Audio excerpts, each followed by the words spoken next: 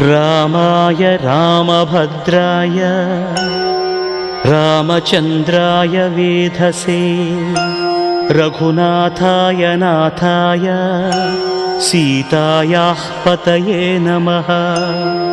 श्रीराम राम रघुनन्दन राम राम श्रीराम राम भरताग्रज राम राम श्रीराम राम रणकर्कश राम राम श्रीराम राम शरणं भव राम राम।